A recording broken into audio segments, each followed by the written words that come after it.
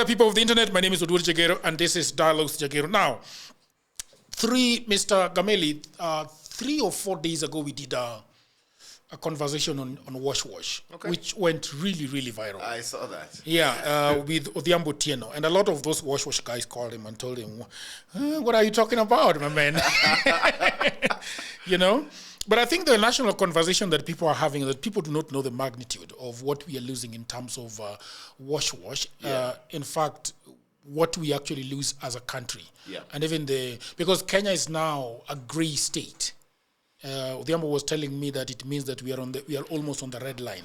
Grey listed. Yeah, gray listed. Yeah. So I imagine you know what that means. Yes, yeah. But a lot of my friends have even told me that a lot of money has been stolen from the banks by actually insiders or employees. Mm-hmm. But these people are quietly let go because, people do not want to... Reputational damage. Yeah. People do not want to know if Bank Z is losing money through hacking. Yes. Then they don't want the public to know because that would send panic into their community. And I don't think that is good for them. Mm-hmm. So a lot of things are going on. Right now, there is a friend of mine who has an Airbnb. He was telling me that the other day he went to his Airbnb and found out that the people that were actually renting the Airbnb had 3 big screens on the walls. Yeah. And 2 days before, they had told him that the internet is too slow and they would like to up it to 500 Mbps. What? At their own cost. That's an operational house. We call it an operational house. Yep. What is an operational house? Let me take you back a little bit. Have you ever been hacked before? I have not been hacked in that way, in a grand kind of way. Should I hack you today? You want to hack me today? Yeah, why not? My email? Yeah. No, you can't. No, we can force an email from you to anybody. But I'll have to click the link. No.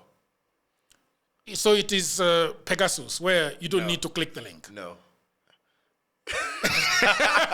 We can do that experiment later. But so there are many ways that this hacking is going around. And sometimes you need either skills, sometimes you don't need skills at all. And that's where we are seeing a lot of people try to leverage on those, right? So if you're skillful, good for you. If you're not skillful, you still have ways.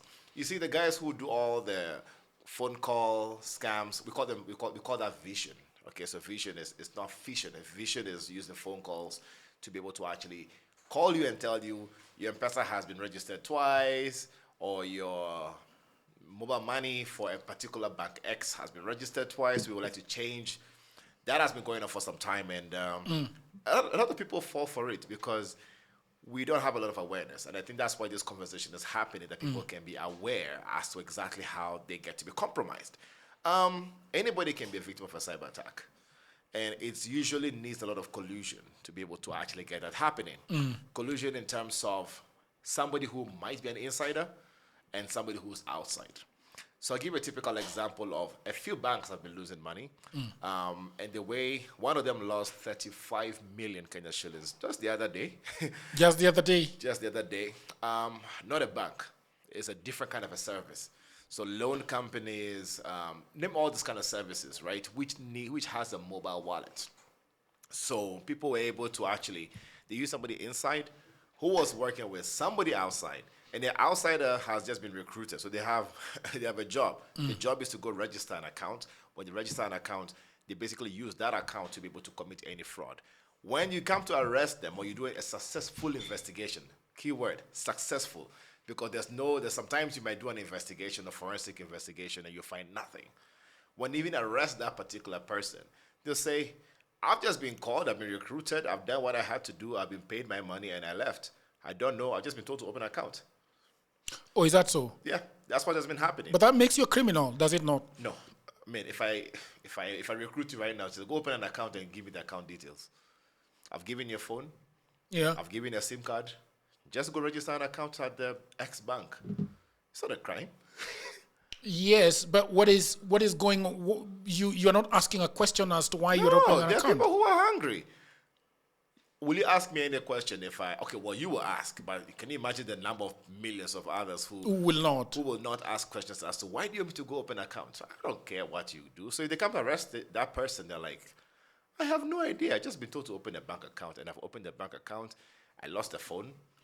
And what is the game plan for the person that is sending me to open a bank account? They use that bank account they've opened to be able to actually siphon money through it. Okay. So they can get even, let's say, a prepaid card, right? Most of them are getting through prepaid cards where they can use that money immediately, move that card. That prepaid card can be used to put into cryptocurrency. Cryptocurrency, they move the cash out to somewhere else. Yeah. So you're just a conduit. Yeah. The money is just moving through you. But you get some. Oh yeah, they get to pay you on the spot. They don't waste time. That's a syndicate of criminals we have right now. They even go as far as recruiting people from bars. So they find out where you work. So if you work, say, on Gong Road, they'll find the closest bar where they know a lot of people from that particular bank go to, or Westlands, or wherever it is, and they start recruiting you. We call that social engineering, just hacking the human brain. Yeah. They basically serve you things that are going to make you to become, they tell you, look, how much are you earning? 80,000 Kenyan shillings. Well, we can pay you 5 times that. You'll go for it. Yeah. A month. Your job is to do one thing, or planting a device, or planting a small USB drive, or give a remote access to these cyber criminals, and they get in and they do everything they have to do. Yeah. Awesome. So that is a real man. I want us to social proof you. Okay. And because a lot of people probably know Gameli, but they don't know who you are. I thought that you are a white hacker. Turns out you're gray. And you're not black. No. So I want to dial back a little bit and ask you about yourself, where you were born, where you grew up, and what attracted you to this, cyber. Okay, so I'm from Ghana. Originally, I came to Kenya 23 years ago. 23 years ago? Yes. That is 2004? Yeah, somewhere. Around 2002? 2002. Yeah, around that time. I came with my parents who were working here, so we all came here. Went to school in St. Mary's, later went to Daystar. Okay. Worked at Cellulant. Okay. As a beginning part of things. Then I got a scholarship to South Korea. Went to do my master's. Came back with a PhD. Masters in what? Cybersecurity. Who? PhD in cybersecurity as well. That's a lot, right? What are you mastering and what are you PhDing on cybersecurity? I mean, what are the levels, for example, when you are doing your first degree? Yes. What are you looking at?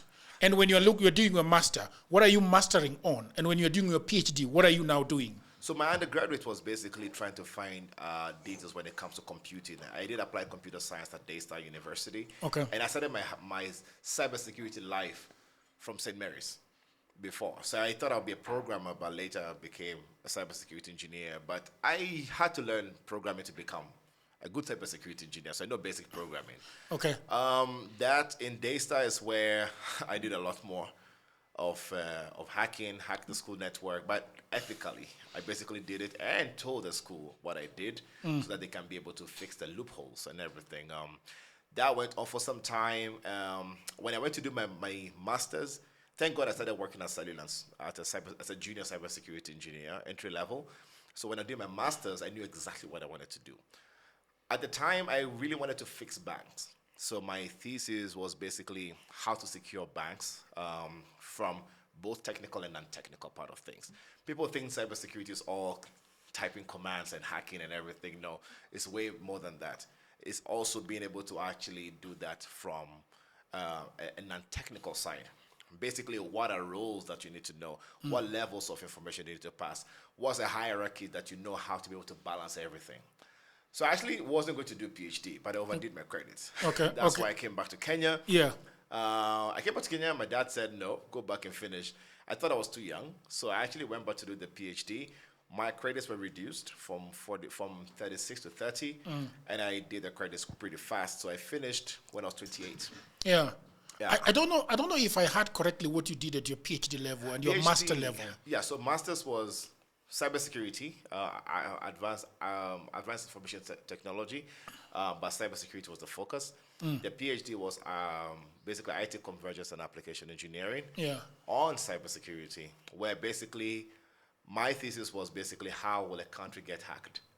How will? A country. A country, Yeah. like the nation, like Kenya. Yes. So I did a research. But Kenya does not have just one single gateway. Like, it's not a computer that you're hacking. How do you hack a country? So basically looking at the fact that we have critical infrastructure. Okay. And then we have various industries. We have the finance industry, we have travel and insurance, all of those. So basically, if I wanted to attack a country, Kenya, how will I do it? Okay. So basically, and also wireless networks. The team that helped me, of course, you can't finish PhD alone. Yeah. We hacked about 36,000 Wi-Fi passwords in Kenya. 36,000? Yes. Brute force? Well, we had our ways. Okay. And we told the various ISPs this is how we were able to actually break into the Wi-Fi networks, show them how to fix it. I wrote the paper, basically saying critical infrastructure, IP addresses, cameras, IoT devices, houses. Yeah. And then I wrote the paper on those and submitted to the various authorities that if this was to happen, this is what an adversary will be able to actually penetrate and shut down the country. I was thinking that if you are hacking a country, then, for example, if you want to hack Saudi Arabia, then you'll be hacking their oil infrastructure, you'll be hacking their military, you'll be hacking their health system. If you are hacking Kenya, then you'll be hacking into the Shah system, you'll be hacking into the IFMIS, you'll be hacking into probably the military, and you are hacking into State House, their intranet, and listening in and seeing what they're doing. But then, but it's different. Not necessarily. So when you're a researcher, you don't pick just anything to hack. Okay. You know, we're looking at the types of devices that are in the country. Okay. Right now, if I want to tell you the number of Cisco devices in the country, it's just one command that I can type.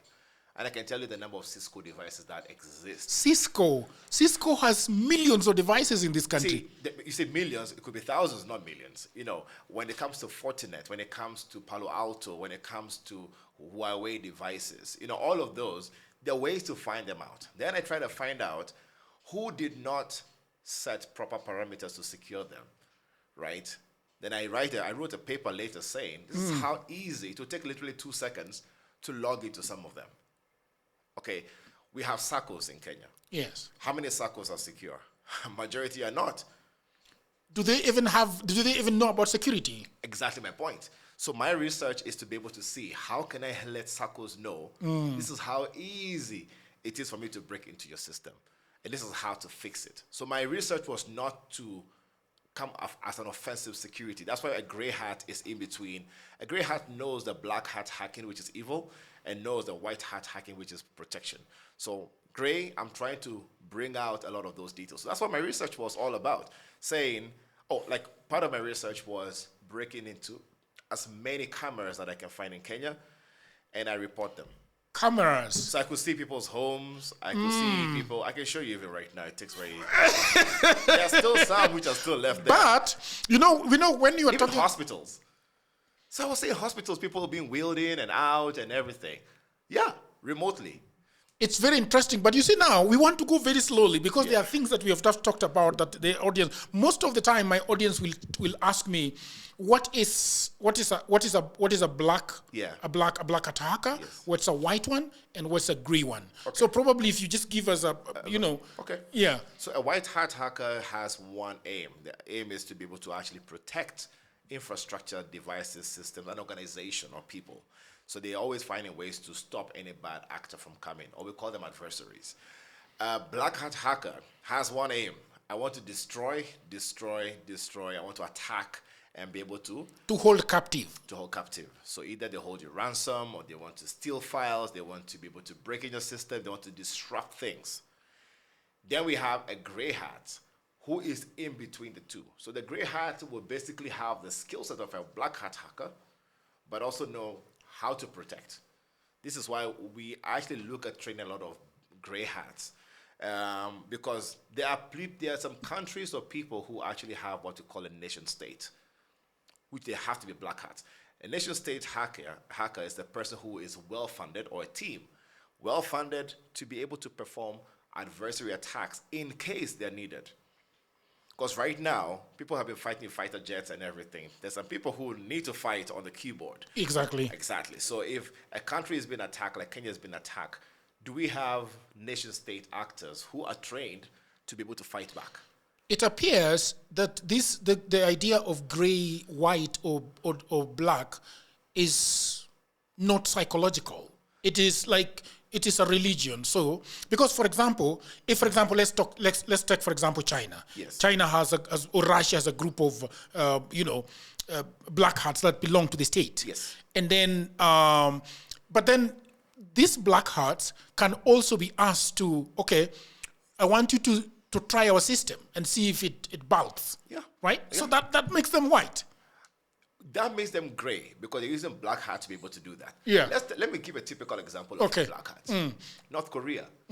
North Korea has nation states who basically go and hack other systems and steal their cryptocurrencies. Really? Yeah. And they're stealing for the country. They're stealing for the country. Exactly. And then the loot belongs to the country. Yes, if you Google that, they actually have black It's hats. like cattle wrestling, Exactly. where you go and you bring the cattle home. Yeah, so according to the researches that have been done, they are from North Korea, and they're like, they have a group which basically do black hat hacking. You understand? Who wrestle for the state. Exactly.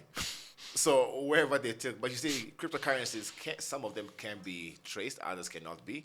But I used to do cryptocurrency investigations as well.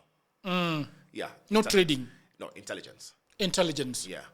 So I studied patterns of know how to be able to trace cryptocurrencies from start to finish.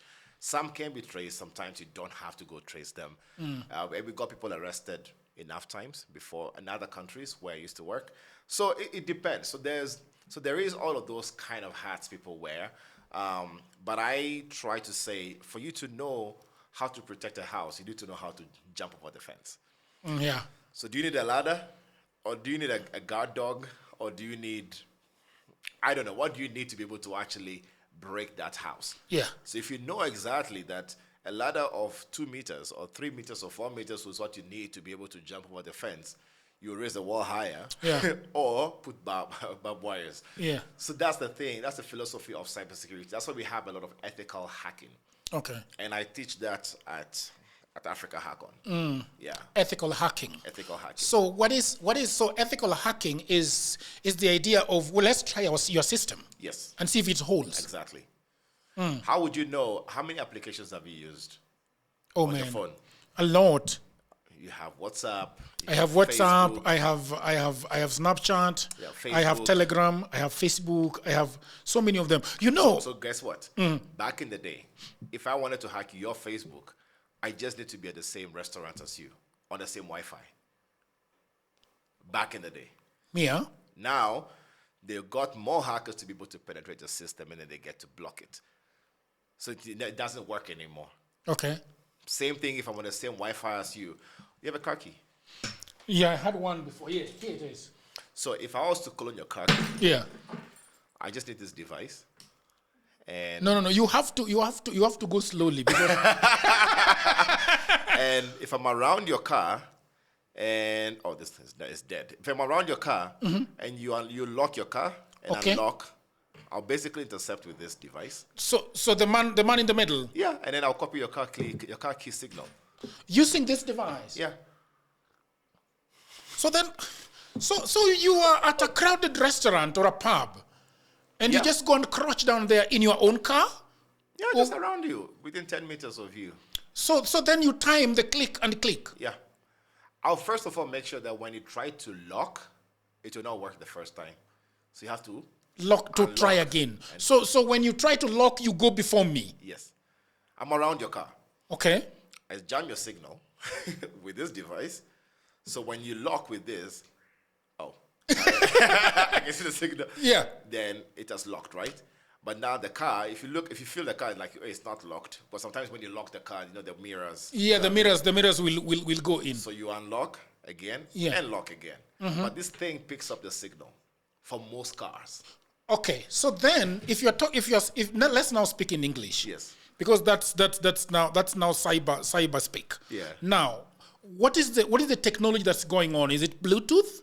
What is going on? It's okay. I don't want to use a technical term, but it is basically radio waves. Radio waves. Yeah, the way you have Bluetooth, you have NFC, you have RFID for TVs and everything. Like for example, any TV that I find, this has a universal remote, so I can put off TV, I can put off air conditioners, I can put off radios. When I go to supermarkets, I just put them off or increase the volume. It's fun. It's such a fun thing to do sometimes. It's just that like increase the volume. You can change details. Some RFID tags, you can clone them. AirTag for Apple? You can clone them as well. For Apple, I've not tried, so I don't know. Do you know, Mr. Gameli, this topic is so interesting to me and it's so exciting, but I want us to narrow it down because there are so many things. I would like what is very interesting to me is how to protect yourself as an individual, protecting your device, protecting your computer. The other thing is for companies and how to protect themselves. And then we go to the banks because the banks is, I think, one of the things that I wanted to talk to you about. Okay. So I want us to start with the bank. Okay. And ask you this question. How does a bank operate? Okay. The overview of how it operates and how, because, I've always had this idea that if I have zero balance, why is it that when I try to get the money, it doesn't come? And when I have just 30,000 and I do 20 and it comes immediately. I mean, why can't just a mistake just happen? So let me break it down for you. Yeah. A bank has various systems. They have branches. Each branch is basically running multiple systems. They're in a network. These networks are all in what we call a forest, right? So every forest has to connect to a headquarters. Okay. The headquarters is where everything is controlled. They have what they call a core banking system. But before we even come to the core banking system, you need different roles. Roles such as we have what we call the CTO, the Chief Technology Officer, who looks after the technology of how things work, what do we need to expand our banking, how do we become technology-driven, right? So he knows everything in terms of planning structure. We have the Chief Information Security Officer, what we call a CISO. CISO's role is to make sure that anything cybersecurity, their focus is focused on governance, on technical aspect of things. That is what a CISO does. CISO has engineers. So they have a cybersecurity engineer, like a manager for applications, for networks, for systems, for basically they have different managers which they use to be able to make sure that their cybersecurity is being taken care of. So if they have a new application, and every application they're going to have has to integrate into other people, right? Integration, I mean integrate into M-Pesa, integrate into PesaLink, integrate into other switches, MasterCard, Visa, and everything. All those integrations, somebody has to make sure that is secure. Are we together? Yes. Okay. So somebody has to take care of those from an IT perspective and from a cybersecurity perspective. From a quality assurance perspective as well, so we have QA engineers or quality assurance engineers. We have software developers who have different levels of knowledge. So you can't expect one person to know everything. So a bank has all of those components, even a product manager. A product manager basically wants to make sure that the user interfaces, the user experience is flawless. This is why some banking apps, you will not like them, but for other bank, you will like it because it's smooth, it's very flawless, it's easy for you to use a finger or fingerprint or facial recognition and everything. That's all user interfaces, user experience. So with all of those, they come under what we call the CIO, the Chief Information Officer. Okay. Before the Chief Information Officer takes all that information and always reporting to the CEO or the board. Hope you're good. Yes. Yes. So with all of these details, someone somewhere might get a little bit greedy. Let me put it that way. So that's why we have systems to be able to monitor the network, monitor the core banking system, monitor applications, monitor traffic that is coming in and what is leaving. Because somebody can basically use somebody inside to do that. Let me give a typical example. Somebody sent me a DM. Hey, I want to hack a bank. Yeah. And no, first of all, I want to learn cybersecurity. And I get all of those a lot of times. When this person and I met, we talked on phone. He said, actually, I want to hack a bank. A bank in Kenya is on this It's on this. I don't want to mention which one it is. Yes, yes. And I said, oh, okay. So instead of telling him that I don't want to do it, I said, tell me more, you know? So he gave him all the information. The guy who's going to be there, let's call the person who is inside, called John. Let's call him John. So John, he has an inside already. Insider. Then he has another person who's going to do the core banking system. The core banking system handles every single transaction. Everything. Yeah. Debit, credit, movement here and there. All that core bank, and I'm going to come back to the core banking system where banks need to look exactly. So I'll come back to that. Okay. So he has somebody who understands core banking systems inside out, because you need to have somebody who understands. So he just needs me to break in using the insider, let's say call him John, John's laptop that he puts inside the network and has a hacking tool, an operating system for hacking. Then John, now me remotely, can use that machine to scan the network and see how vulnerable systems are, and then be able to hack the bank directly. Because from outside, it's very difficult. It's almost impossible. Oh, really? Yes, sometimes. Yes. It depends. So now... Are you saying that most of the time, bank hacking is an inside job? Yes. You most of the time. Would you say 70% of the time, 80% of the time? 75. There's the other 25, which I'll tell you where it's going to come from. Okay. Okay. So that person now enables you. Then another person takes over. And now see where do this siphon money out. Remember what I told you at the beginning, that we need prepaid cards. Yeah. Where do you move the money to? You have to move it to a particular card that can help you to withdraw. Yes. So that when that person gets to withdraw the money from whichever bank prepaid card, somebody has to be the holder of that card. That's why they recruit people to register. Okay. So these are the mules that run around Exactly. to move the money. Yes. Okay. So that's how it works. Now, let's come back to the core banking system. That core banking system, somebody has to supply that core banking system. So the supply of core banking systems, they could be also the reason why you get hacked. Because they're just their provider. This is what we call third-party risks.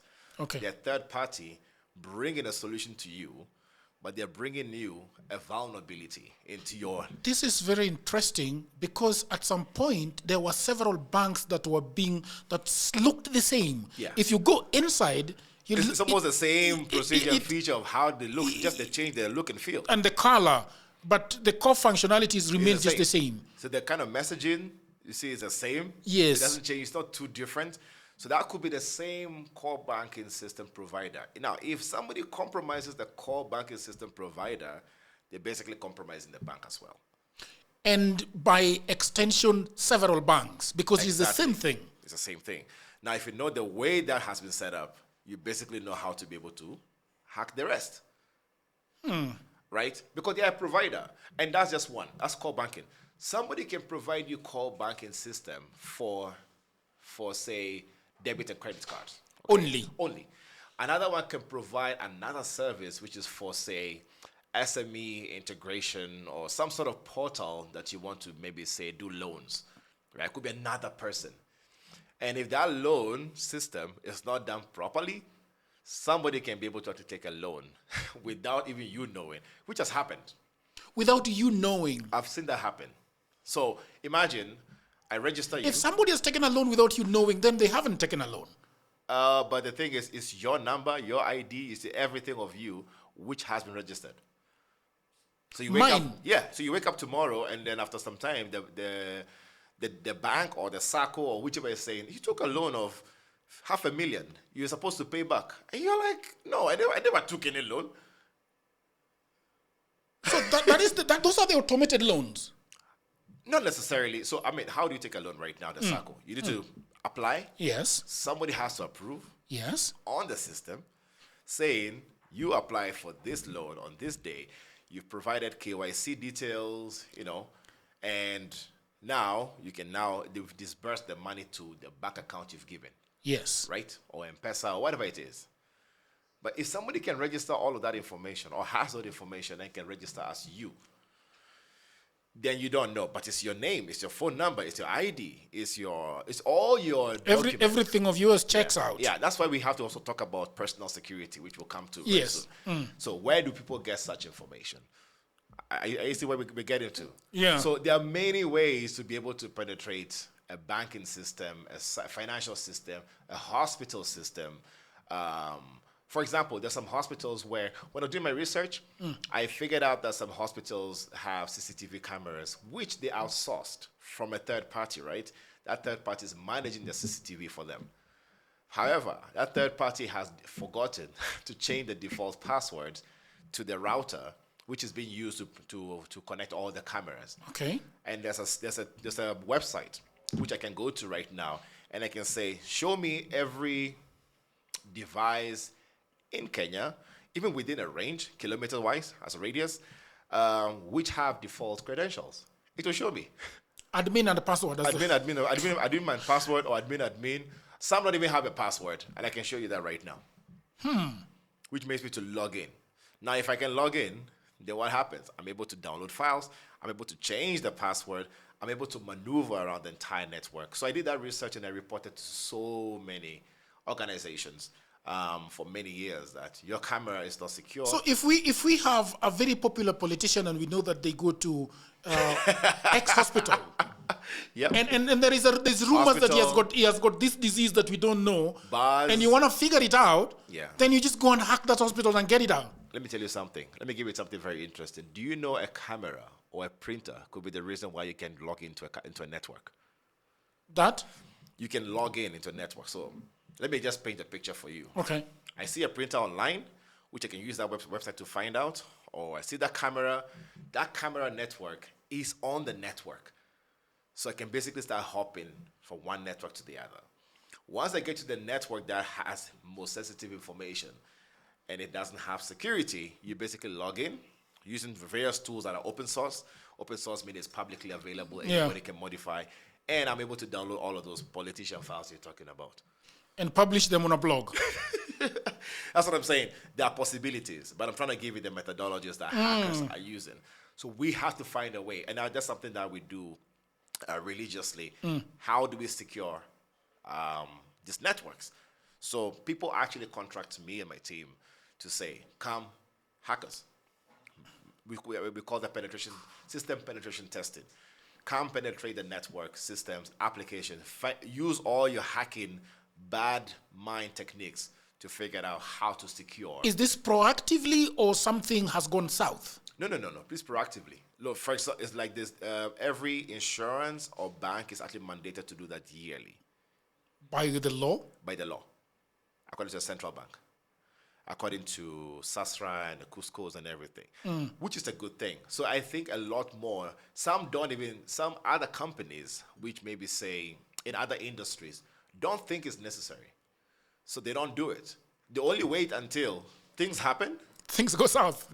They've lost money, then they're like, hey, please come and help me figure out how to close the loopholes. Yeah. And half the time, we always find out the way that this is how the next hack is going to happen. So for without selling, without giving your services for free, yes. What is the general information that you usually give banks so that they protect themselves better, especially dealing with insider jobs? So I tell them, first of all, you can't trust everyone. Don't trust everybody. Trust no one. That's the first rule of cybersecurity in a bank or any other company for that matter. You need to be able to have systems in place, systems that are able to basically figure out what is going on, what is coming in, what is going out. If the traffic is too high or too low and it's an anomaly, we call that threat intelligence. That is basically saying, I want an automated system to figure it out and investigate. Why is this traffic all of a sudden spike up? Why is John Kamau logging in at 11:59? It's always 11:59, by the way. 11 in the night. Yes, PM. Why they logging in? So if it's a usual time of John comes at 8, he leaves at 5, comes at 8, he leaves at 5. But now somehow John on a Saturday, when he never came on a Saturday, his account is logging in. So we've created a system that automates that entire process, saying, investigate where is this John logging in from? And it's an unusual place where he's logging in from. Disable his account, kick him out, then we can investigate later. Alert all the necessary parties saying, there's somebody trying to log into the network using John's account, and it's not from his usual place. So perhaps John is trying to log in from Thailand. Or somebody hacked John to log into from Thailand, to make it look from Thailand with the VPN, or it could be John who is actually logging in with a crew beside him. With a gun to his head? With or without. Could it be voluntary or could be involuntary? You see, so that's the system in place. Banks need to make sure they have policies, they have guidance, they have procedures which they're able to actually follow. Train people to be able to actually get this done. Do what they call a lot of adversary simulation drills. That you don't wait for the hack to happen before you start figuring out how to protect your system. You need to actually simulate some of these hacking techniques and see which one will go through. I used to create computer viruses for fun. So if my virus can be able to actually infiltrate your network and systems, then basically it's going to work. I'll give you a typical example, a very unorthodox hack which has happened recently. Another podcaster. A podcast, they sent him a package, say, oh, please try this VPN and advertise, we'll pay you for it. So he's like, yeah, this is advertisement. They will pay you for showing this VPN or this tool on your podcast, which happens to a lot of people. When he installed... I got that message last week. Oh, yeah. When he installed the app, yeah, he's like, this is not working. But he waited for some time. They took over the entire podcast. His account is gone. The YouTube account has been taken over. Email has been taken over. They put an authenticator on the channel so he can't log in. Yeah. And it's almost impossible for you to recover that account. It's impossible. It's impossible. That is a podcaster's greatest fear on earth. So we need to actually secure you as well. How do you secure that? Great. So there are many ways. People like to hack according to an organization or as you, as an individual. And they find a way to be able to actually compromise your network. First thing I want to do is to do what they call open source intelligence. Open source intelligence, or OSINT for short, is to find out every possible information I can find about you online. For example, if you go to a website called PIMICE.com, and I take a picture of you, I can find out everywhere you have been mentioned. Oh, is that so? Everywhere. You can try that out. Everywhere you have been mentioned, things about you, links, details. I need to understand you. What do you like? What do you talk about a lot? Do you talk about plants? Do you talk about chicken? Do you talk about tech? Do you talk about politics? That's very interesting, So because when I went to the U.S. Embassy and I was asked particular questions, Yeah. I was like, you can't just know that. So we have tools that can map out your entire life on one dashboard, on a big screen. I can do that. I can show you. When I say I can show you, I should show you how it is done. You should. When you have that information, that I can know exactly what I can send to you to make it look very believable. So two ways. Either I will send an email that looks like it came from your usual Google or whatever it is because of YouTube, and anything that will make you panic because I need you to click on a link. I need you to submit something, right? So either I trigger you with keywords, with key phrases, with key messaging that will be able to actually get into you, then when you click on that link, you're done. Or when you click on the link and submit that data to change the password really fast because the page now looks so believable, you will actually be compromised. Or I do the whole other part of things where I say, hey, I want to actually pay you to promote ABCD. And these guys are skillful. When they say it's a team, they'll set up a LinkedIn page that looks believable. They'll have viewers. That means they've already compromised somebody else, or they have enough followers, okay? So the page looks very believable. They've done this for recruitment. They've done this for hackathons. They even tried this on me. When they say, oh, we want to recruit you, but you need to do this test. If you pass the test, and they look so real. They have a real website. And these days, you don't have to even get a real website done. You can do it very fast with AI, right? Yeah. So they send you those details. You have Googled them. They have enough traction, so you're thinking, this is real. So you have not done enough due diligence. Once they send you that software, you've been hacked. Yeah. And they take over your account. They take over everything, your entire device. And they're now able to either blackmail you for a ransom, or tell you, knowing that you have the many views that you have and followers you have on YouTube and all the other channels, they now try to blackmail you. So protect yourself is to have basic things. Let me just say basic things, which every viewer right there who's watching should be doing. Yeah. Simple thing. Your password is not supposed to be just letters and numbers. It's supposed to be a phrase. I will never forget this podcast again. That's too long. No, it's not long. It should be a sentence. That's too long. It's not. Ideally, that should be your passwords. It should be a phrase with spaces in them. It's interesting that you didn't say sentence, but a phrase. A phrase. Well, phrase, but okay, as a sentence, but put it as a shorter. long phrase. Yeah. Shorter phrase. Well, but why do I keep forgetting this password again? That's actually a very good password. Then you can add numbers and characters and everything at the end. Second thing is to be able to have what everybody forgets. Well, before that, your two-step verification. It's available on X, available for your email, available for your WhatsApp, which nobody ever activates. It's available for all your social media accounts. Then you need to make sure you have what they call a backup code. A backup code is available for every social media. You need to actually physically cut that out and put it under your bed. The day you lose access to everything, that will be your saving grace to be able to get back into your account. Yeah. Backup code. But you see, everything is tied to one thing, email. Which is very interesting. Everything is an email. Your bank account, email. Your phone number, email. Your backup codes, your backup details, your Instagram, your WhatsApp, everything is to the emails. That means you need to secure your email the most. One thing which we don't do, and hackers live on this, is something which you accept every day. Cookies. Cookies? Yeah.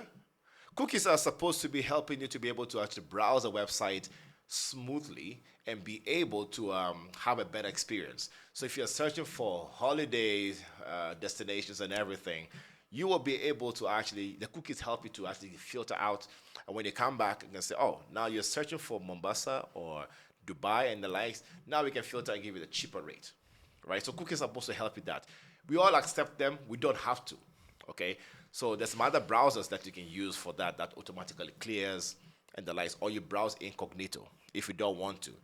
Those cookies are going to help to be able to hackers relies on cookies and the cache to get stuck in your browser. That's why I advise people, clear your cache and cookies or cache and cookies. The reason why people don't like it is because of the password. It goes with all the passwords.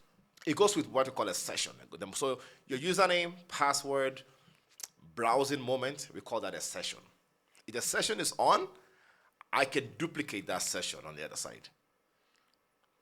That's what happens when you click. You are telling me right now that I should, every time I'm going into every website, I need to put my username and password fresh every time. You can use a part called a password manager. So password managers it's a master vault on your phone and your browser, whereby when you want to log in, you just authenticate from your phone to log in, right? So they don't have to keep on typing. You can't remember every password. Yes. You're a human being. Yes. That's why you have to do that. You are safer that way than always saving the password and then automatically logging in from there. I am struggling to know the difference. When you log into your Gmail, yes, what do? You put in username, yes, password, and say remember, right? Yeah. And that browsing moment, we call it what? A session. If that session is so the session has captures your password, everything, and your email. It's basically saying, I've held your hand. I don't want to let go yet. I don't want it to start a fresh introduction here. Okay. So we are in the conversation. We don't want to start re-recording this session anymore. Yes. Right? Yeah. So we are in the moment. If a hacker sends you the wrong link and you click on it and you put the username and password, even with two-step verification, that session is alive. He is basically going to mirror your session. There are tools for that. That's dangerous, right? That's what happens. Because that means that if you are logged on Facebook and remembered, logged on email and remembered, logged on X and remembered, all the entire, so you are browsing from, let's say, 11 o'clock to 6 p.m. They're mirroring everything you do. Now they go to change your password, they change the authenticator, they change everything. Then you can't get access. Because they have gotten into your email. Exactly. Because some companies try to prevent that from happening, but a lot of companies, less than 90%, don't know how to stop that from happening. It's a technology problem. It's a coding issue. So this is why I say people should need to do those bare minimum details.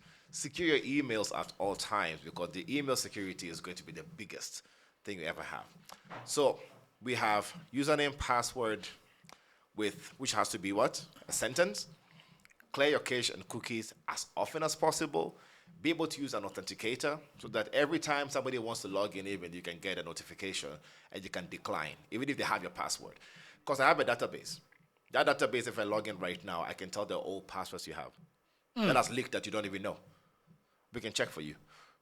It takes 10 seconds to do that. To check my password? Yeah. What do I need to give you? Your email. Jagero? Just wait.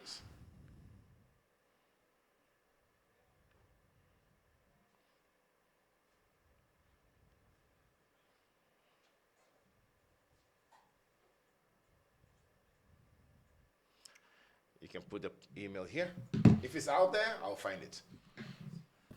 All right, people of the internet, I hope that you're enjoying this episode very much. And I just had a break to tell you about my new book. You know, everybody says that there is no job, and that is true.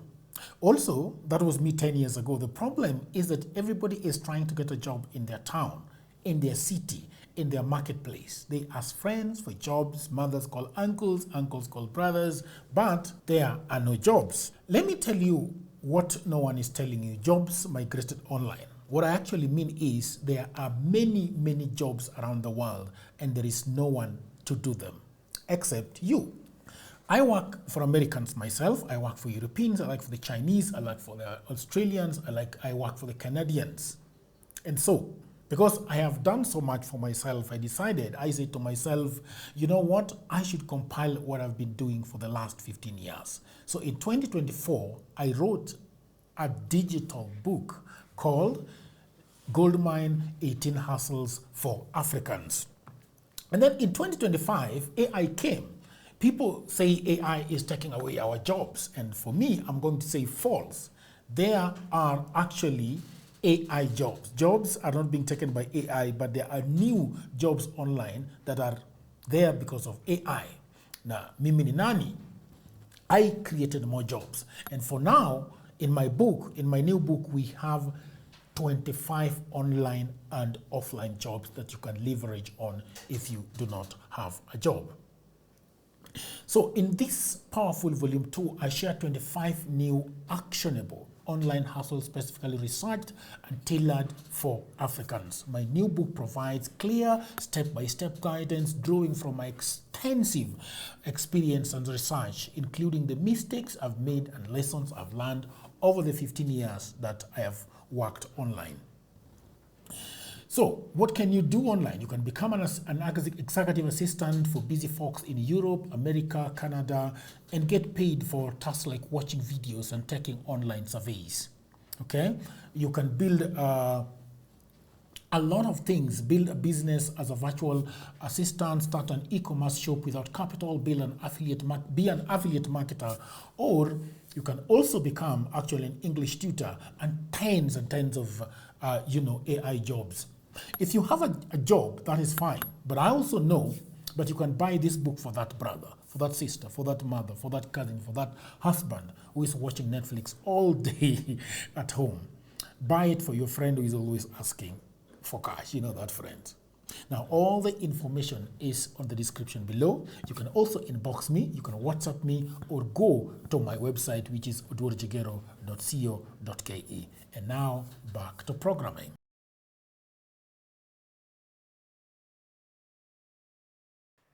But I think a lot of my staff is out there have given up. Because even Google is warning me that whatever these people we got to use somewhere. Oh, there we go. Intelligence X. And I have a premium version of it. Great. Great.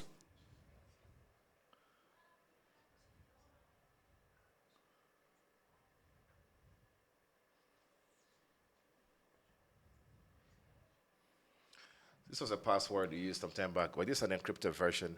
And also shows me an ID, which ends with a 397. My ID number? ID number or phone number. 397. So there's this. You can see? Yeah. There's a password there. Then that's just one result. There's a few others. Oh, here. Your Gmail was compromised some time back. And the password is that. Yeah. That's my password. That's my password that I no longer use. Actually, I was told that through my Google Workspace. Yes. In fact, Google Workspace refused that I can no longer use that password. Yeah, so that means it was compromised some time back, right?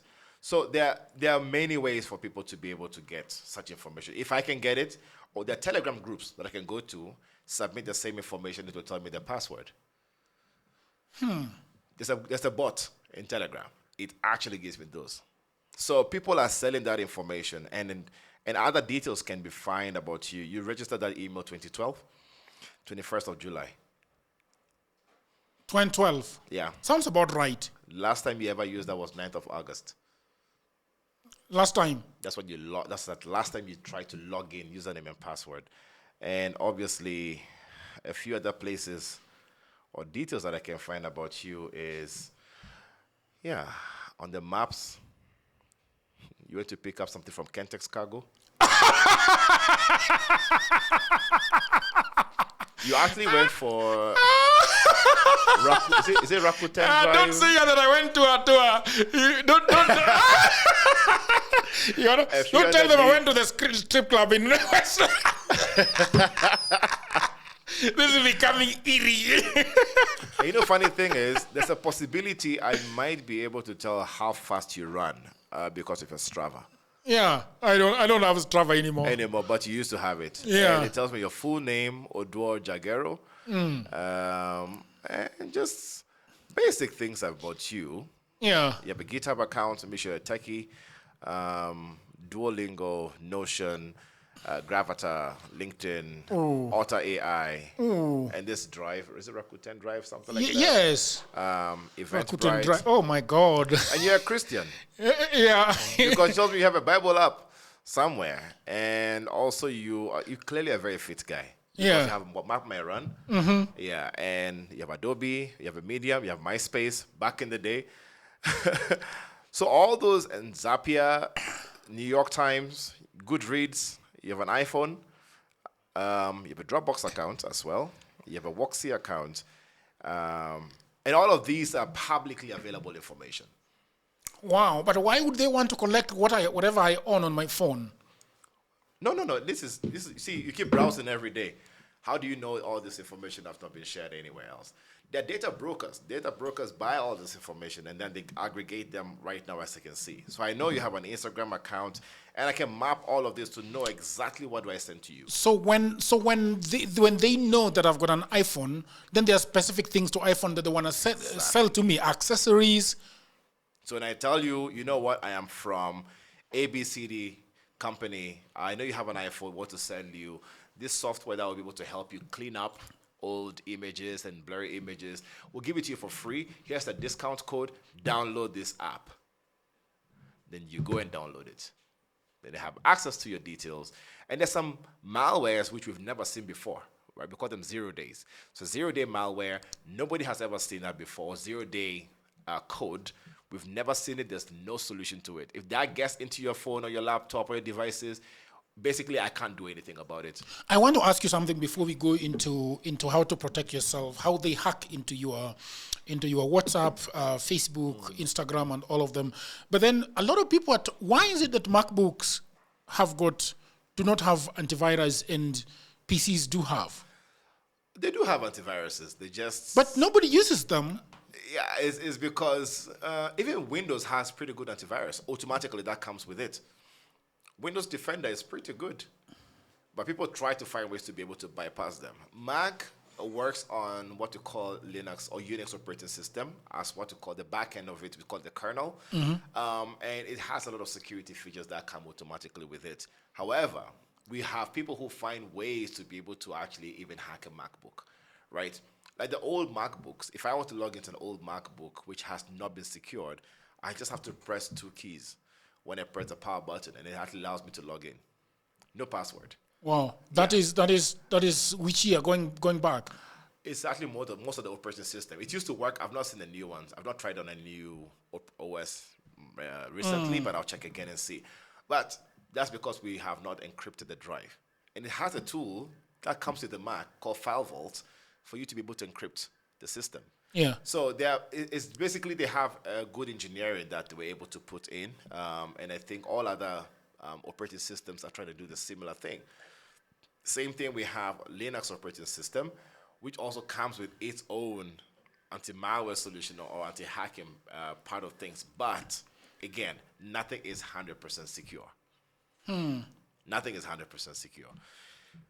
You see, this is a phone I have here. Yeah. I have a different phone that I use for security. So this is called the Zero Trace phone.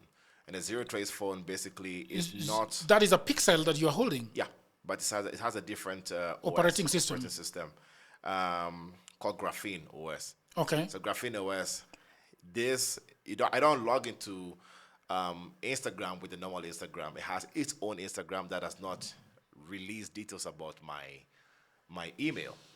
It doesn't have Play Store. So it has its own store where I'm able to download third-party applications and use on this. This can detect if there's any device around trying to listen to my phone call. It will actually block it. So they can't listen to calls. So it has a lot of security features. Talking about listening to calls, how does that work? No, I mean talking about a long-range device which is around you to create what you call a base transmission station. And then that basically, your phone automatically connects to that because that will be the strongest. So let me break it down for you. Okay. If I want to call you, I need to talk to the nearest base transmission station. Exactly. Which picks up the conversation and takes it to you. So the strongest, if there are two of them and this is closer, the stronger base transmission station picks it up. Automatically. Because it's like, oh, you're the nearest close to me. Take this message, take it to Jagero and say, I'm calling him, or I'll send a text message. But if you have those very good devices, which military grade, and you place them here, all of these become dummies. And it says, I am the one who has the base transmission station. So I'll relay the information to Jagero for you. And everything you're taking through that, some people can be able to actually decrypt them. In my head, this phone is connected to Safaricom network. Safaricom network has a base station. Yes. Okay? Yeah. My phone should be able to figure out which base station it should communicate with at any given time. But somebody can clone that signal. So my phone needs to ping which one is right. It will ping the closest. That is dubious. It happens. People, there are devices for that. We have devices for that. So it basically says, no, you forget about this Safaricom-based, Safaricom, Airtel, or Telcom network. That brings me to another question, though, then. The president of the country is in this location, and they want to make sure that nobody's intercepting their calls. What do they do then? Well, we have jammers. So jam every signal or network that is around me. It can be put on a radius. Yeah, so they could say, okay, 1 kilometer radius, or 500, or 100. Yeah, that means it's basically saying base transmission station, or BTS as we call it, as you get here, you go around. This is the radius. Okay. Yeah. So people that are there will be frustrated. It's the same way. Let's take a walkie-talkie, for example. Okay. You do walkie-talkie by talking to a particular frequency. Yes. If you don't have the frequency number, you can't understand what they're saying. You can't hear. So the people create such things to be able to actually have their own frequency to be able to talk on. So if a frequency is stronger, it will talk to the next. If you move away from somebody for too far from them, then of course you can't hear. It becomes now static and everything, right? Okay. So BTS, same thing. And there are tools, the device. If you Google some of them, there's some people who actually run that as a service, to clone a network. And some base transmission stations can be cloned. Others, it's very difficult. Others, the moment you introduce a new one, the communications authority of that country can be able to tell. Okay. That somebody's cloning an unauthorized base transmission station. And that becomes a national security issue. Exactly. That's how you signal. You can now narrow down to that particular one and say, no, this was not registered by Airtel or Safaricom or anything. So who is trying to, to hack a network? And they can find out very easily. Yeah. Because that has a serial number, it gives out details, and they can narrow it down to the person who bought it. That's why it's not just sold to anybody. Let's talk about the social media networks then. Yes. We have Facebook, we have Instagram, and the rest of them. The way they are hacked, there is the social engineering. Yes. And then there is the brute force, can I call it? Brute force doesn't really work these days. I can't brute force even Instagram and the likes. They will detect that somebody is trying so brute force is trying so many passwords. Okay. That you either have in what we call a dictionary, or they try every single possible combination to see which one works. This is why I say passwords have to be long, so that when you have spaces, it will take millions of years to be able to do that. But the easiest way people will get to do that is usually send you a link. When you click on a link, which we call it phishing, so phishing. Phishing basically allows somebody to be able to make you click on that link, and that link takes your moment of browsing, which is what? A session. Okay. And they log in as you and be able to hack your account. That's what happens. Or this phishing link could basically say that this is a link I've given you to reset your password because there's something wrong with it. And once you click on it to change your password, they grab it and they're able to actually do that. So they can serve you any portal which looks very similar to the Instagram page, and they change 1 or 2 letters, or make a tiny change, add an extra letter to it, and then get you to log in. And you see, like I said earlier on, they go with triggers. They trigger you to feel like you need to actually open that particular link to say, oh, my account is about to get lost, so you want to change that password quickly. So they can do that and be able to take over. That's why we need basic things like 2-step verification. It's basic. If you don't know how to use it, Google it. Or ChatGPT it, because it's a basic thing we need to actually do as an individual. 2-step verification, most people are finding ways to bypass them. Yeah. Yeah, there are ways to bypass them. There are tools to help bypass those. And cyber criminals are having 0 days tools, which they don't tell everybody, and be able to actually bypass some of these. They will use it to hack a Facebook account without Facebook even knowing that 0 day exists. This is why people like Facebook, Apple, Microsoft, they organize events and pay people $1 million, up to $1 million, if you find any 0 day in the system, right? And then they pay you for it. We call it a back bounty program. The back bounty program, there's only people who have a back bounty program in this country. It's Safaricom. Is it public? Yes. But you apply to get in, and they say, hey, you're hackers, come in. This is a scope. Get to penetrate all our systems and tell us where we can find a bug. And they pay you. They've been paying people for many years, since 2018. I'm saying that because I launched it with them. Oh, is that so? Yes. Safaricom probably is one of the most targeted firms in Kenya, would you say?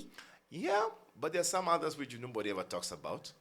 But they're targeted a lot. That's why they take their security very, very seriously. They say, look, we know we have our own cybersecurity people, but we don't have enough. So we're inviting you, others from outside, legally come in. And if you find a bug, you submit through the right way, they pay. They've been paying a lot. They pay. Oh, is that so? They've been paying. Thousands of dollars. They've been paying a lot of people. And a lot of companies outside also do it. This is why I feel banks need to do a similar thing. Governments need to do a similar thing. Launch a legally approved bug bounty program. Give a scope saying this, you can only touch this scope, this number of IP addresses, this number of domains.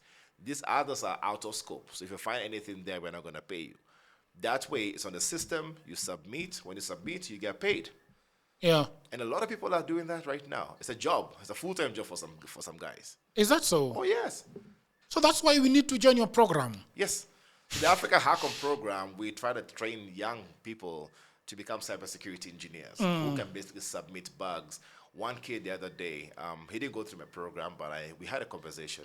He got paid $7,000, right, Kenyan, because he found one bug in the company. It took him about a week and a half to find that bug, and he got paid $7,000. That is almost 900,000 Kenya shillings. And that's what he does. He says a company might not be able to afford him that amount of money even a month. So they're back bounty hunters. But we train a lot of young people to become good cybersecurity engineers, gray hats, in organizations to identify some of these bugs, some of the things we see. That's why we are very hands-on. It's the most hands-on training program you can ever find in the whole of Africa. Everybody else teaches you theory and a few things here and there. We give you real life of what we experience. But I thought that for you to learn cybersecurity, you must be a developer and a programmer first. Is that true? No, that's the misconception. But how will you create a virus if you can't program, brother? We teach you basic programming. That's the thing. We don't want to teach you, we don't want to say that you need to go learn all the programming languages, but we can give you the basics to know exactly how programming works. We teach Linux basics. We teach network basics. We teach you basic exploitation tricks. We teach you the basic tools that hackers need to use. And very soon, we're going to make those basics free. Yeah. That anybody, even you, Jagger, can actually go on our platform and learn basic cybersecurity of what it takes to become a cybersecurity engineer. Another misconception is people think that cybersecurity means everything technical. Yeah. No, we have governance, risk and compliance, policy advisors. We have people who actually are journalists for cybersecurity. Oh, so that is theory, for lack of a better word. Exactly. We have people who are threat intelligence engineers who just focus on that part of things. We have what you call red teamers who are offensive security engineers. We have blue teamers who are just protecting. We have people who do what we call security operations center engineers. They're just monitoring traffic and everything. So there are different roles when it comes to cybersecurity space. So how many jobs do you think, out of the top of your head, yes, how many jobs do you have within the cybersecurity,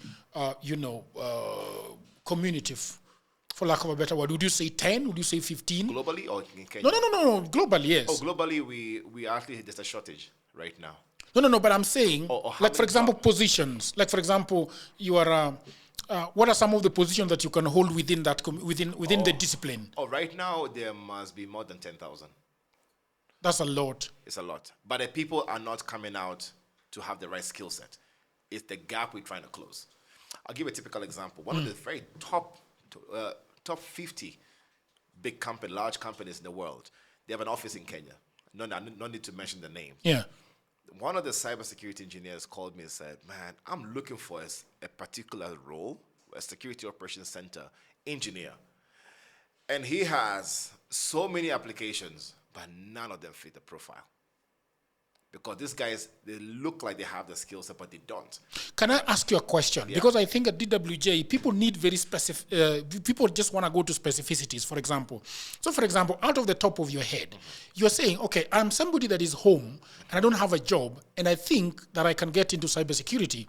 And I think I can, go to Brad Gameli School, which is called Africa Hackon. Africa Hackon. Yes. And I want to learn something for about 6 months or 8 months. It's a 6 months program. Exactly. Yes. I didn't know what okay. There it is. How many 5 courses can I do that does not need me to get so much deep into engineering? And in 6 months, I will be having a position from which I can earn a living. Basic computer usage. Because we have proven it. Yeah. I'll give a typical example. It's a guy who used to supply bouncing castle to me, my neighbors. He does face painting, jumping around with kids. Yeah. His name is Joseph. Joseph, that's all he knew. He only knew how to use a computer. Basic computing, basically. I can open Microsoft Word, I can browse the internet, I can search my email. He joined the program, and right now he actually works for one of my companies and an NGO. 2 jobs. He's balancing those 2, right? And that's because he went through the program, the Africa Hackon Academy. He was able to actually diligently learn all the basics. And what we do, we can't teach you everything. Yeah. But he learned enough to be able to go do more research and be able to apply that in his everyday work. That's what programs are supposed to be. We are too used to the university style of learning where they want to teach you everything. You can never teach somebody everything. Yeah. You have to be able to learn enough, a 40% or 60%, that you can actually go figure out which area do you want to focus on after. That's the kind of thing we're trying to do at Africa Hackon. We'll get you the basics, get you the basic of details, and then you can take it further. Same thing with entrepreneurship. I'm part of a team called Statinev, and Statinev, we also have a startup garage. and the startup garage, you can imagine, we tried the first cohort. Everybody who came in basically had no idea what entrepreneurship or building a startup is. Yeah. But we taught them how to market, what marketing is all about. We taught them how cybersecurity actually can affect their business. Yeah. We taught them how to become even public speakers. We taught them how finances has to work in the space when it comes to entrepreneurship. And from there, they're like, okay, now we know where to move on from there. We know the gap we have in our business to become resilient. So that's ideally what I'm looking at when it comes to teaching. We cannot go through the traditional way of teaching anymore. We have to bring people up who are researchers, people who are curious minds. We have to bring up people who can say, you've given me enough ingredients. I now know. I've tried to cook. The first food was bad, but now I think I know what I did wrong and I can get to cook better. Exactly. Yes. How do you protect your WhatsApp account? So WhatsApp is tied to your phone number, right? I mean, your phone number and your email. I've seen a lot of hacking of WhatsApp right now has been in connection with your Facebook linkage. So when your phone number is on Facebook, somehow, this is just from what I've seen.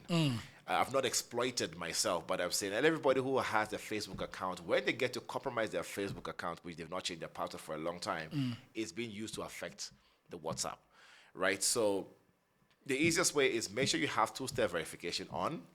Make sure that email that is tied to your WhatsApp is also secure, and you turn on the privacy details that are in the settings. Nobody ever goes to the privacy settings. How does this help me as an account holder of WhatsApp? The privacy. The privacy settings basically helps the security of your communication and everything, and also makes it authentic to connect the connection that you have authentically to your email. Yes. Okay. There's a people have asked a few questions here. Most of them we have talked about. Yeah. Somebody's asking a very interesting question. I've got a lot of nudes on my phone. Yeah. What am I safe? That they downloaded or no, their own. Somebody takes their own. Yeah, their own. And I think the question is they're wondering, will somebody hack my phone in order to get them? I think that's the question they're asking. So the easiest way for me to be able to hack you is to send you a file that you download as an application. Okay. It's getting more difficult. Pretty difficult for somebody to actually get access to your phone because even the iOS or Android operating systems are not that easy anymore. So somebody needs to really convince you to download an app to your phone and install it as an app. That's what they can get to. Unfortunately, Android is getting easier to hack than iOS. Yeah. In terms of applications. But it's also some people are also getting very clever to be able to actually get these applications inside Play Store and the likes for you to download. So avoid third-party applications that you get to install on your phone. Third-party meaning it's not in Play Store. Somebody sent you the file. They say this is a promo, details, install it on your phone, you will get hacked easily. Yeah. So once they avoid such a thing, they should be good. The other question here is, let me just get it. I am a football fan, and it's very interesting that there are some applications that I cannot download through the Google Store. Instead, they give us in APK. Those are the third-party applications I'm talking about. So he's asking, am I safe with these apps on my phone? No. It's not safe.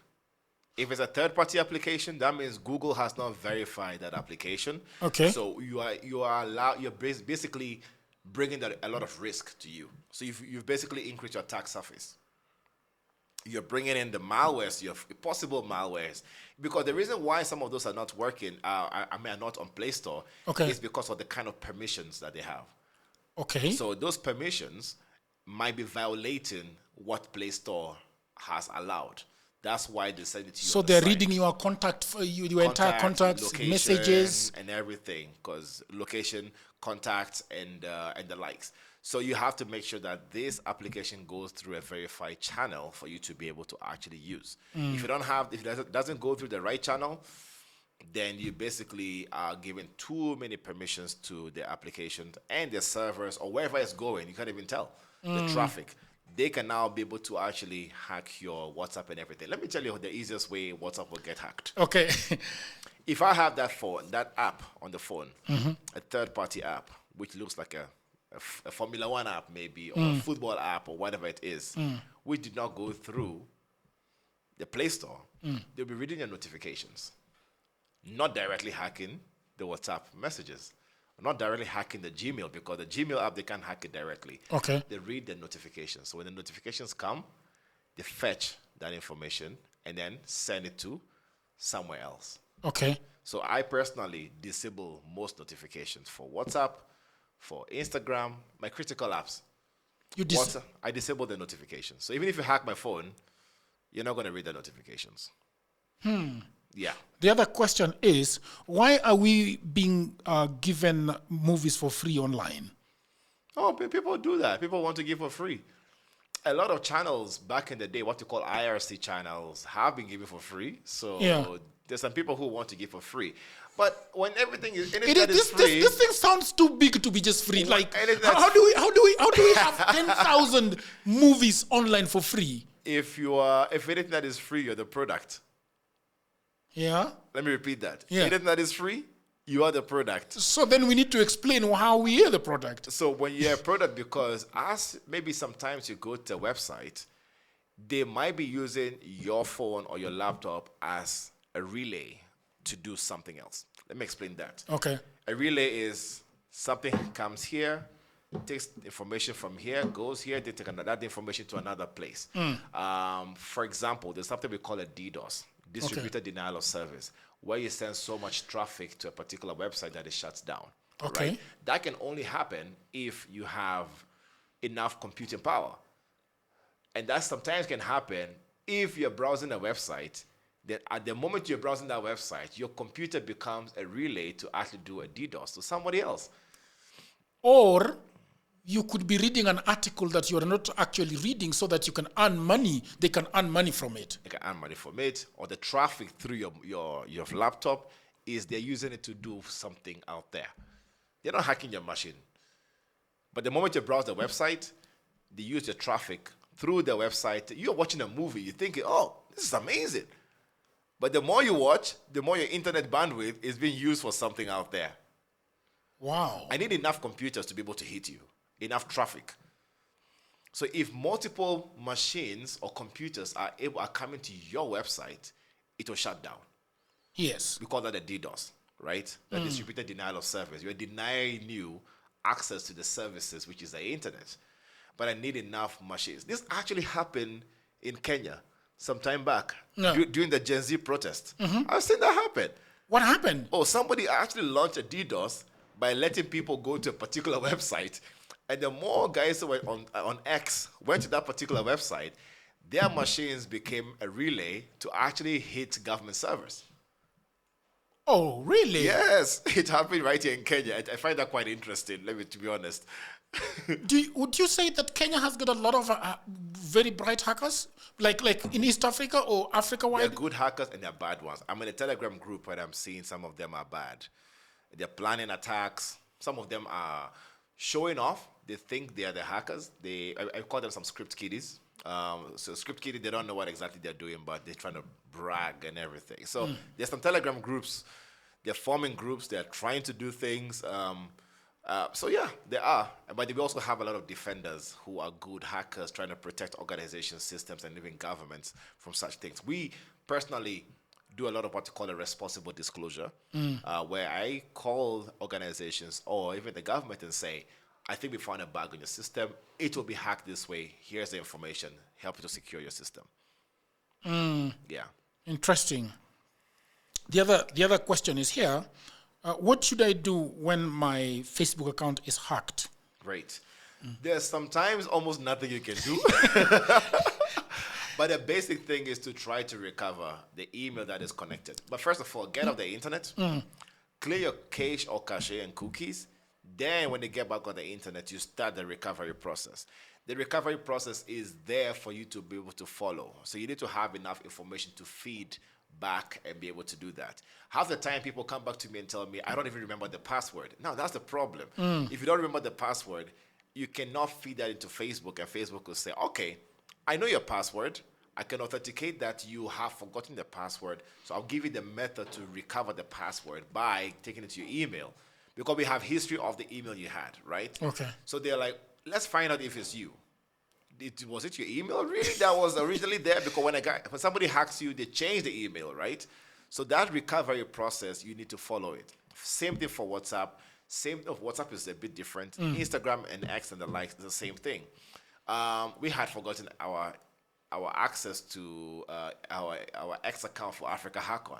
Oh, it took a long time, but I had to continuously feed it the details. I'm like, this is my account, and they said, so the last part of this before we recover is that we're going to send you a link in the next 15 minutes. It will only last for 30 minutes. And in 15 minutes, the link came. It lasted for 30 minutes. I was able to now use that to be able to log into the account. Why? Because my authenticator was on a different phone, which I had lost. Yeah. You see, so I can never authenticate myself back in. And I didn't have the backup code at the time. It also got lost with the phone. That's why I had to catch them and physically put them somewhere. So you need to actually have a way to feed it the right information. On WhatsApp, which I have seen happen a lot, you need to delink the phone number to any social media account that you have. So if the social media account is on Instagram or Facebook and the likes, go and remove that account, and then now request. You install the WhatsApp on a different phone and keep on requesting for the OTP to come back to you. Okay. So let me explain that again. Yes. This is my phone. Yeah. This phone has WhatsApp, and it's been hacked. So I'm not going to use this phone anymore. I'll remove the SIM card from here, put it on this new phone, a different phone, right? My sister's, my brother's, or my mother, whoever's, or my spouse's phone.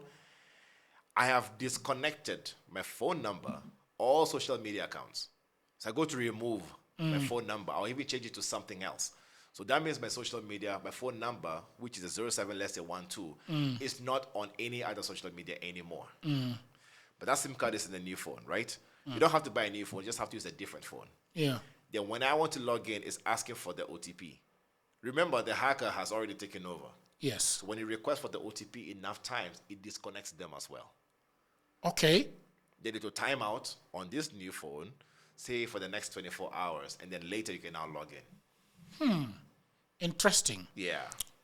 These people have got so many questions for you, Gameli.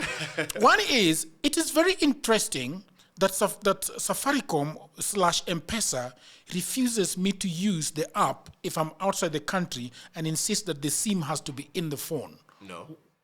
Why? That's weird. Yes, it has happened to me. I use Safaricom when I'm outside. It has happened to me. Outside the country. Especially if you're trying to send to an Airtel. It happens that way. No, that means you didn't put on roaming. Yeah, just enable roaming. It's because I use Safaricom anywhere. And I've traveled to Seychelles, to Ghana, to anywhere else. Even to South Korea, I was still using my Safaricom line. And it works. So you just have to enable roaming. Yeah. Yeah. Okay. We have got two more. If somebody withdraws money from my account, and it is surely not me, how do I convince the bank that I'm not the one? So a lot of people try to do screenshots of the incident when they try to log in and everything. Yeah. Screenshots are not proof enough. You need to do a screen recording to show the bank that, look, I have just seen this message come in, that my bank account has been debited, or my M-Pesa has been debited, if whoever you're sending it to, and it was not me who authorized that. When you actually log that, they basically will actually be able to, launch an investigation to find out what activities happen on your phone. Because some people have seen that happen. They wake up and their M-Pesa has been drained. They have no idea how. Their WhatsApp has been drained. But sometimes they complain only for you to get in to find out that they gave out some details somewhere on a website which has been used to be able to actually enable that activity that will happen on their account. Okay. So we also have to be very careful. We are the ones who are giving out so much information sometimes that people are able to use that on their apps to do certain things. And we give out too much information. You go to a building, you're giving out everything, your name, your email, your phone But number. that is your friend's building. They do that. There are many places. So limit some of the information they give out. Sometimes I intentionally even give out some last 2 digits is not the same. Yeah. Yeah, because why do you need it for? I'm like, oh, for security reason. I asked them, what security? There's only one building that I actually have seen who basically give the details of why they're recording you, walking in and out, and why they collect information. Guess where? Nation Media. Yeah. The next time you go to Nation Media, look look out there. They have because of data protection law, the details. That's why they're collecting your details, and they tell you why they're collecting and why they're storing it. But I think that if you go to a building and you don't want to give those details, you should essentially be allowed to get in still. Well, not really. Sometimes it's necessary for them to know who has come in and who is leaving and where, at what time, for national security's sake. Yeah, for security's sake, I understand why they'll do that. Because look at an investigation where you're doing and you want to find out who came into this particular building at what time and what did they do. You basically need to understand who came in at that time, what phone number did they put, what email did they put, if there's a need for an email really, or ID number. That can be used for a proper investigation. So I understand this have to collect it, but they need to actually put the consent details that we are collecting these details about But also about the storage. Where do they store it? Exactly. But you see, they need to go according to the data protection policies and privacy details that we are storing your details securely. That's why some people have apps where if you go to the building, they prompt you to give an OTP before they log that detail. That's a better way. But now the guard book, which is just a book and somebody flips and just write the details, that I question that a lot as to exactly where those details are being taken to. Yeah. Okay, Mr. That's all we had for today. Somebody sent me a message here. Let me check. Yeah, I think that's all. So I wanted you to talk a little bit about Africa. Africa Hack On. It's a mouthful. Africa Hack On. Yes, yes. Sounds good. Yes. You could tell me a little bit about it and what is the next time that you are picking folks to go for the study, or it is great. So Africa Hack On started about 13, 14 years ago. Yeah. Basically bringing the brightest minds when it comes to cybersecurity space to come discuss everything cybersecurity. We basically realized that, yes, we bring communities together. We do almost every other month meetup, which we basically meet and discuss various topics. And the next meetup is actually it's called Nyama Fest. You should come. Yeah. It's just eating nyama for the whole day. Yeah, really. Where? It will be at a place called To Work in Lavington. And you just get to discuss cybersecurity details and the likes. There'll be sessions happening concurrently, and you can check our social media pages where we share this information. But we have an academy. An academy basically is saying we want to teach people the right way to do cybersecurity, career changing as well. We want to bring people up to speed as to what exactly it takes to become a cybersecurity engineer, not just hacking. You know, it's too much of just hacking that people think about. And want to guide the right way. It's the most hands-on cybersecurity program you can ever find in the whole continent. The next one is starting on August 9th. So if you go to academy.africahackon.com, you'll be able to actually find the details there. The FAQ page has all the questions that you're going to be asking. Yeah. The cost is 65,000 Kenya shillings. Which goes for how long? For 6 months. For 6 months. Which is pretty good if you ask me. It is good. Yeah, most people will charge you. Other places are charging 200,000, 150,000 Kenya shillings, and it's not as hands-on. Yeah. At 65,000, you can spread it over 3 installments or 2 installments, or you can pay one time. Okay. Yes. So it goes for 6 months. Yes. And it's an online class? Online class, we have 2 classes every week online. Okay. Tuesdays and Thursdays, 7 to 9:30 p.m. And the last Saturday of the month is hybrid. You either come to a physical place that will share with you, or you can join online. That's a very hands-on session. And we don't teach just cybersecurity. We teach you basically how to speak, how to present, how to do interviews, how to prepare your CV in a cybersecurity. So it's not just teaching the technical details. We teach you how to be able to live the cybersecurity life that we live. And after you finish all of that, we're launching something very soon where we're going to have a portal for all your CVs. We vet you. CVs to be put on the website. And every time we now advertise that to all the job recruiters out there to be able to pick talent from there. So it becomes the powerhouse of great talent in cybersecurity that we can share to the world. Okay. Yeah. Amazing, man. Thank you very much, Gameli, for coming to DWJ. I've always wanted to talk to you, and it was amazing that our friend Uncle Innocent decided to make this happen. Yeah, great. Which I am very happy for. Yeah. I wish you very well with the school. Thank you.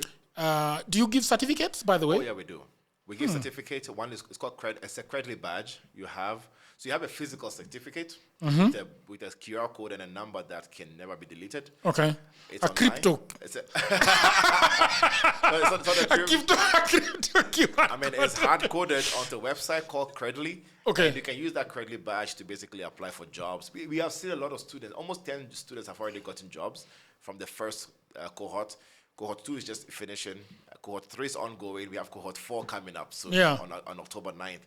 And that helps you to be able to get it out there. And also the portal will basically certify, because I will have to be the one to interview you. Yeah. To be sure that you are actually fit for the market.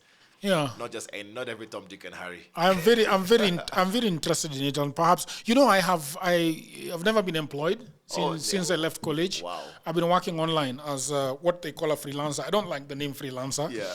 But I wrote a book about it, which sells really well. And the reason why I'm very interested, because people are always asking me about the new opportunities that are in the market. Because turns out a lot of people went to Nairobi University and they are selling Sukuma Wiki, which is not bad entirely, but you didn't go there to study selling Sukuma Wiki. They should learn the story of Joseph. Joseph, I wrote that on LinkedIn actually. From being a bouncing castle deliverer and face painter to a cybersecurity engineer. Yeah. In less than 6 months. Yeah.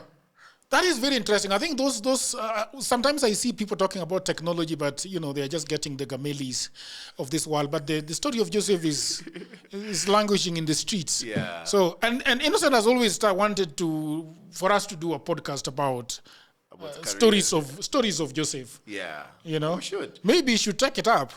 We should do that sometime. Yeah. I want us to talk next on AI, because I thought we would talk about AI. Turns out we are 1 hour, 30 minutes, and we haven't. We can talk about AI, blockchain, intelligence.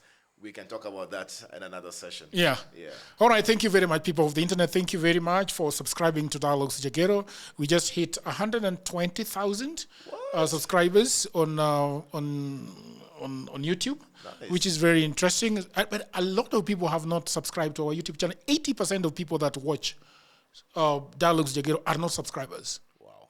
So it is time to ask them to subscribe. So please subscribe and hit on that notification bell so that when we have Gameli in the AI episode, you will be notified about the same. We have just hit 500,000 on followers on Facebook, nice. 500,000 followers on TikTok. Nice. 30,000 on Instagram. Instagram is difficult. It goes slowly and slowly and slowly. I think I need a Caroline Mugo. Or what is her name again? Caroline Mugo, is it? Shara Mugo. Shara Mugo, yes, to help us with Instagram. So thank you very much. Until another episode. Bye for now.